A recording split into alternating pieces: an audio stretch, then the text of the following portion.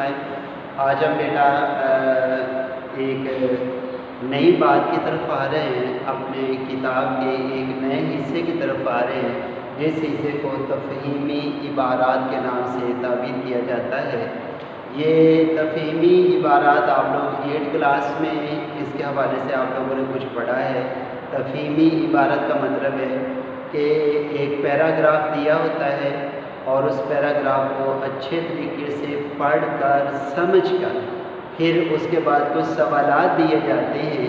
उन सवालात के जवाबात कुछ तो पैराग्राफ से मिलते हैं और कुछ उस पैराग्राफ को जब आपने अच्छे तरीके से समझा, उसका कॉन्सेप्ट आपका क्लियर हुआ, तो उसके कॉन्सेप्ट से कुछ सवालों के जवाब आप लोगों को मिलते हैं।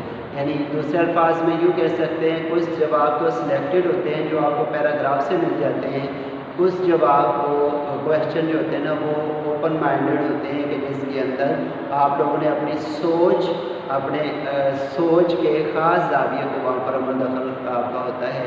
तो यानी जिसका हर बच्चे की सोच अलग होती है, जिसका क्वेश्चन भी अलग होता है।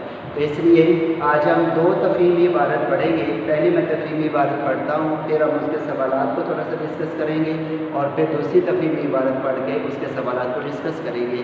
और ये सवालात के जवाब, सवाल और उसके जवाब आप लोगों ने अपनी नीट उर्दू की नोटबुक पर आप लोगों ने लिखना होगा। तो मेरे पास उर्दू क़वाइदुल-इरशा 9th और 10th वाली ये बुक मेरे पास है और इसका मैंने सफ़ा नंबर निकाला 110। इसमें तफ़हीमी इबारत नंबर 1 है, मैं वो पढ़ता हूँ, आप लोग भी अपनी बुक को लें। पंजाब की हद इन दिनों में गज़नी की हद तक फैली हुई थी और राजा यहाँ का जेपाल था। जब मुसलमानों के कदम आगे बढ़ते मालूम हुए तो उसने गज़नी पर एक भारी फौज से चढ़ाई की। गज़नी अफ़गानिस्तान के अंदर एक इलाका है। चुनाचा दफ़अतन मुल्गान पर जाकर डेरे डाल दिए और पेशावर से काबुल तक बराबर लश्कर फैला दिया। यानी जेपाल पंजाब का राजा था उस वक़्त, हिंदुस्तान यानी पंजाब हिंदुस्तान में था। इसका राजा था जिसका नाम जेपाल था और उसने गज़नी पर अटैक करने के लिए उसने पेशावर से लेकर काबुल तक मुसलसल अपनी फ़ौजें वो लगा दी। इधर से सबकतगीन भी पढ़ते हैं, सबकतगीन भी, इधर से सबकतगीन भी निकला। चुनाचा दोनों फ़ौजें आमने सामने पड़ी थी। यानी मतलब सबकतगीन उस वक़्त गज़नी का मुसलमान बहादुर नाडर एक हुक्मरान बादशाह था और इसके मुकाबले के लिए राजा जेपाल निकला और एक दूसरे के सामने दस्ती की मुंतज़िर थी, पेश दस्ती की मुंतज़िर थी कि दफ़अतन अचानक सडनली आसमान से गोले बरसने लगे, यानी बेमौसमी बर्फ़ गिरनी शुरू हो गई। वो लोग तो बर्फ़ के कीड़े थे, उन्हें खबर भी ना हुई। यानी मतलब कि जो अफ़गानिस्तान के गज़नी के रहने वाले लोग थे वो बर्फ़ के कीड़े थे। यानी उनको कीड़े इसलिए कहा गया कि वो बर्फ़ानी इलाके में रहते तो उनको परवाह भी नहीं थी। हिंदुस्तानी बेचारे अपने लिहाफ और रज़ाइयाँ ढूंढने लगे, मगर वहाँ रज़ाई का गुजारा कहाँ। यानी इतनी शिद्दत की सर्दी थी, रज़ाई तो कुछ भी नहीं कर सकती थी वहाँ पर। सैकड़ों अकड़ कर मर गए, हज़ारों के हाथ पाँव रह गए, जो बचे उनके औसान जाते रहे। ये बेटा एक पैराग्राफ है। इस पैराग्राफ को मद्देनज़र रखेंगे, हम इसको 2-3 दफ़ा पढ़ेंगे, फिर इसके बाद हम सवालों की तरफ आएंगे। सवाल नंबर 1 है, पंजाब की हदूद गज़नी तक फैली हुई थी, किसके ज़माने में, यानी किस बादशाह के ज़माने में गज़नी तक हदूद फैली है। दूसरा सवाल, जेपाल कौन था और सबकतगीन के बारे में आप क्या जानते हैं। जैसे मैंने अभी लेक्चर में भी ये बात की है कि जेपाल हिंदुस्तान का राजा था और सबकतगीन ये गज़नी का बहादुर मुसलमान नाडर एक बादशाह था। कौन लोग बर्फ़ के रहने के आदी थे, यानी जिनको कहा गया बर्फ़ के कीड़े, तो वो हम सबकतगीन की फ़ौज भी कह सकते हैं, गज़नी के लोग भी कह सकते हैं और मुसलमान फ़ौज भी कह सकते हैं। ये सारे इसके जवाब हो सकते हैं। वहाँ रज़ाई का गुजारा क्यों ना था? सर्दी इतनी शिद्दत की थी तो रज़ाई का गुजारा तो इसलिए नहीं था। जेपाल और सुबकतगीर में जंग क्यों ना हो सकी? हम इस पैराग्राफ को पढ़ते तो हमें मालूम होता है कि अचानक बर्फबारी की वजह से। तो इसलिए बेटा आप लोगों ने इस पैराग्राफ को पढ़ के फिर उसके बाद आगे आप लोगों ने इनके सवालों के जवाब अपनी नोटबुक पर लिखनी है। दूसरा पैराग्राफ,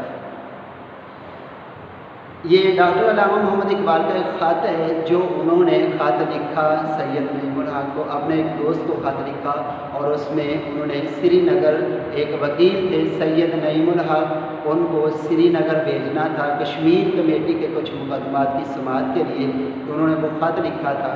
तो इसलिए मैं वो ख़त पढ़ता हूँ, इसको थोड़ा सा दकीक नज़र से, बारीकी नज़र से आप लोगों को ये पढ़ना पड़ेगा।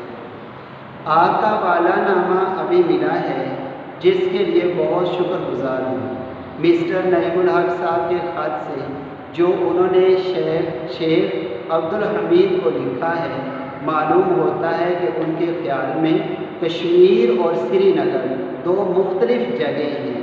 उनकी खिदमत में अर्ज़ करें कि कश्मीर मुल्क का नाम है और श्रीनगर दारुस्सल्तनत है। मुकदमात जो भी हों श्रीनगर में होंगे और जहाँ तक मैं ख्याल करता हूँ उनको ज़्यादा मुद्दत वहाँ ठहरना ना पड़ेगा। शेख अब्दुल हमीद साहब का ख़त मुझे आज मिला है जिसमें वो लिखते हैं सैयद नईमुल हक साहब का सफ़र ख़र्च कश्मीर कमेटी की तरफ से अदा होना चाहिए, लेकिन मुझे यकीन है कि सैयद साहब मौसूफ इस हकीर रकम को जो सफ़र ख़र्च की सूरत में उनकी खिदमत में पेश की जाएगी कबूल ना करेंगे और ये काम लिल्लाह मुसलमानों के लिए करेंगे। कश्मीर कमेटी के पास ज़्यादा फ़ंड नहीं, वरना मैं ख़ुद सैयद साहब की खिदमत में पेश करता। इस वास्ते मेहरबानी करके उनकी खिदमत में अर्ज़ करें कि अगर आप बिला किसी किस्म के मुआवजे और सफ़र ख़र्च के ये खिदमत करें तो अल्लाह के नज़दीक अजर जज़ील के मुस्तहिक़ होंगे, यानी ना ख़त्म होने वाले अजर के मुस्तहिक़ होंगे और अल्लाह ताला की तरफ से किसी और सूरत में इसका अजर ज़रूर मिलेगा। ये डॉक्टर साहब का ख़त लिखा हुआ था। अब हम इसके सवालों की तरफ आते हैं। पहला सवाल है कि डॉक्टर अल्लामा इकबाल ने मकतूब इलैह से क्या कहा, यानी ये ख़त लिखकर मकतूब इलैह को क्या मैसेज दिया। आपने टू द पॉइंट 2 लाइनों के अंदर ये बात डिस्कस कर दी। सफ़र ख़र्च से क्या मुराद है, जैसे ये आप लोगों का ओपन एंडेड क्वेश्चन है। हम जब सफ़र के लिए जाते हैं तो हमें क्या क्या ज़रूरियात दरपेश होती है वो आप लोगों ने लिखी है। इस पैराग्राफ का मुनासिब उन्वान क्या हो सकता है, आप पैराग्राफ को पढ़ेंगे तो आपको खुद इसमें समझ आएगा इसका क्या उन्वान। ये भी ओपन एंडेड क्वेश्चन है। सैयद नईमुल हक वकील थे, उन्हें श्रीनगर क्यों बुलाया है, यानी क्यों बुलाया गया, उन्हें श्रीनगर क्यों बुलाया गया। तो उसमें श्रीनगर क्यों, कश्मीर कमेटी के मुकदमात के हवाले से ये उसमें बात आ गई। अजर जज़ील के माना लिखें, यानी ना ख़त्म होने वाला अजर, ये आप लोगों ने। तो ये दोनों तफ़हीम इबारत को अच्छे तरीके से पढ़ना है और इसको आप लोगों ने अपनी नोटबुक पर लिखना है। अस्सलामु अलैकुम रहमतुल्लाह।